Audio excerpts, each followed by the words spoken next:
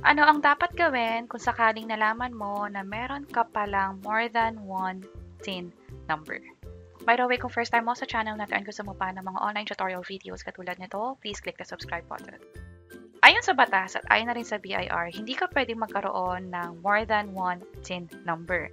Each taxpayer, yung individual, kailangan meron lang isang TIN.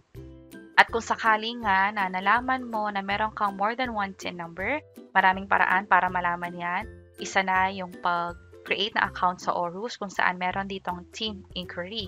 Ipoprovide mo lang lahat ng information mo dito at ang goal mo is malaman yung mga TIN number na meron ka. Also, kung nakalimutan mo rin yung TIN number mo pero alam mo na kapag apply ka na dati, pwede mo rin yang i-inquire dito. At hintayin mo na lang yung email na ipapadala sa'yo ng BIR kung meron ka nga bang TIN number o wala ba. O pwede mo rin ma-check kung marami ka bang TIN number na nakaregister sa pangalan mo. At tandaan na nag-warning na ang BIR dito yung mga tao na merong multiple taxpayer ID or TIN number nga. Pwedeng magkaroon ng fine na up to 1,000 pesos or pwedeng makulong ng not more than 6 months or both.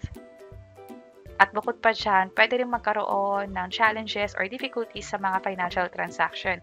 Halimbawa na dyan ay ang pag-apply ng mga loans or mortgage sa bangko na din. So ano ang dapat gawin once na ma-discover mo na nga na meron kang more than one TIN number? Ang magandang gawin ay mag-consult na sa BIR, pumunta na sa office nila, at ipa-cancel na yung iba pang TIN number na meron ka.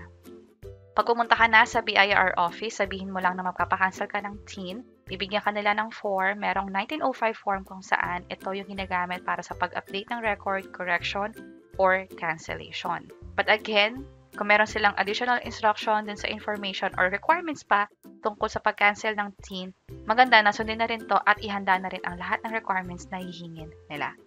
And that's it. Sana nakatulong tong video na to para sa iba't ibang tutorial videos. Pwede nyo rin i-check itong mga nasa baba. Sana makatulong and see you sa mga next videos.